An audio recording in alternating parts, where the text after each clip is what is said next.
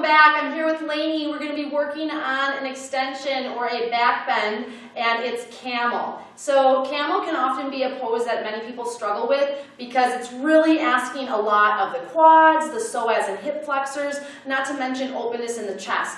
And when you're not warming up properly to a pose like this, it can sometimes feel more uncomfortable than comfortable. So I'm going to show you some variations and some tips and tweaks to the pose, and at the end of this video I'll show you or explain to you some good prep poses to help you get into this posture a little bit more comfortably. Alright, so Lainey's going to come to a kneeling position, and always remember too that if you find yourself uncomfortable in a kneeling position, you want to definitely encourage yourself or your students to maybe think about investing in knee jellies or simply folding the mat a few times to make sure that that kneeling experience is a comfortable one.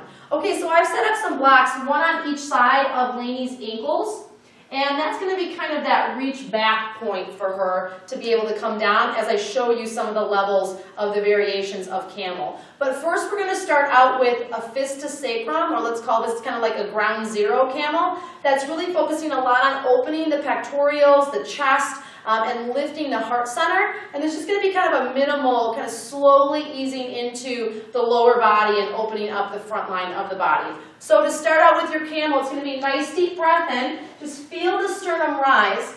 And then as you exhale, just allowing the pelvis to come forward slightly as you push in and down with your fists onto your sacrum. So we're not just trying to jam the pelvis forward, we're trying to actually lengthen the sacrum away from the lower back. So there's this nice long line in the lower lumbar rather than this really sharp angle.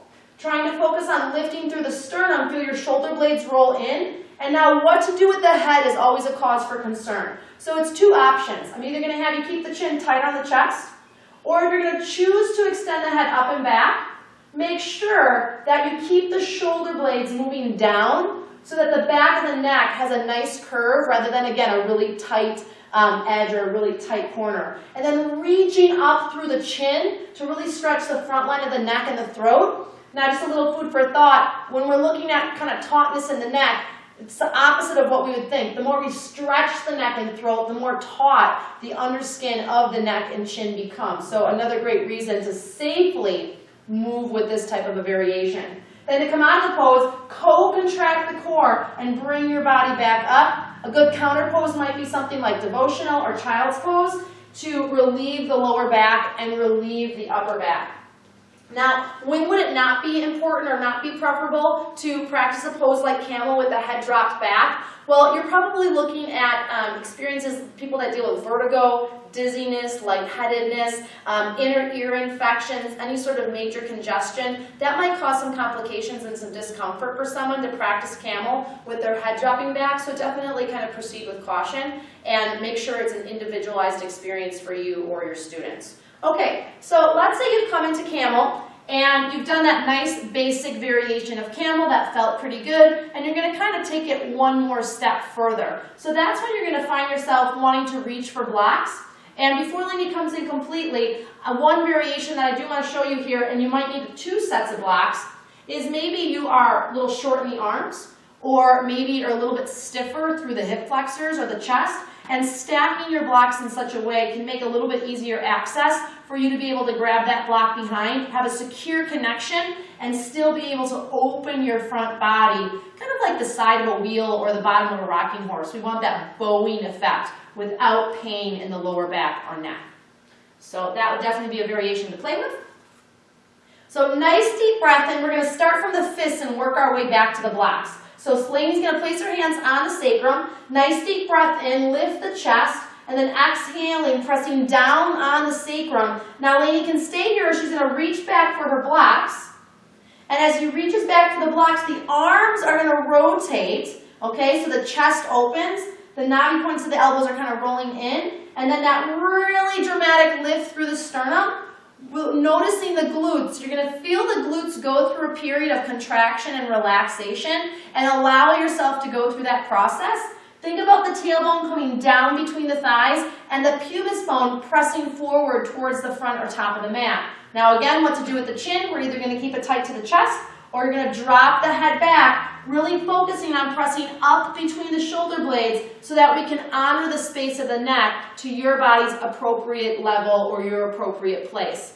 Trying to stay here for 5, maybe 10 breaths, but to your level of comfort. Understanding that this level of openness may cause anxiety for some people that are dealing with such an issue, so making sure you're really cueing your students, or yourself for that matter, to breathe calmly.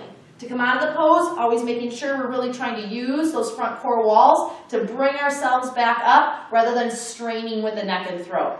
So if Lainey, let's say, was feeling more comfortable, she could always turn the blocks down another level, or she could find herself placing her hands onto her heels. Now this variation might not be for everyone, but she could easily curl her toes under or have them uncurled to her personal preference.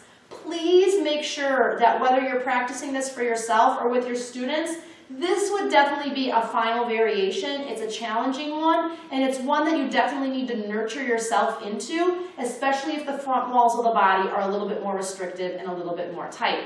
Now, let's say Lainey wants to do maybe a little bit of a fun, maybe one-armed camel, if for lack of a better word, and she's going to slowly bring her left arm back to the camel. Again, sacrum presses down, and now she's going to take her free arm and reach it up, and then reach it back.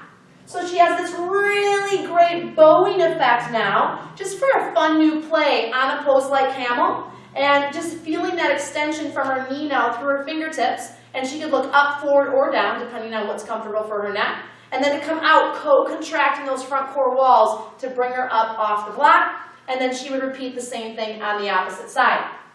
Okay, so let's take a step back for a moment. Lainey can stay right where she's at. And if you have the props, or if you're working with maybe a little bit more of a gentle yoga or a little bit more of a beginner style yoga, and you want to introduce camel, but the blocks maybe are still a little too low, and you want to maybe focus a little bit more on the chest, which this is exactly what this variation does. You're going to really feel a great pectoral opening and a really great chest opening, and it's not going to be so heavily focused on the lower body. Working with the chair will definitely achieve that variation for you. So grabbing the arms back, you're going to grab for the inside edges of the chair.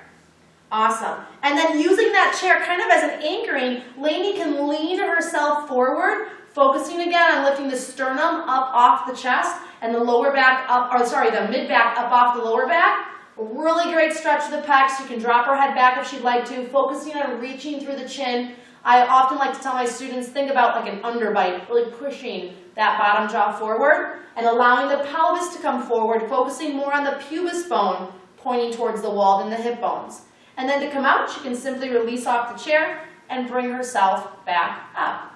Okay, so one last thing I want to show you, and it's mainly just kind of a fun little tweak to maybe give you a new perspective or improve your camel pose, and that's using a strap. So you'll strap up the strap, which we've already done, and you're actually going to step into it so that it's on about the lower mid-thigh.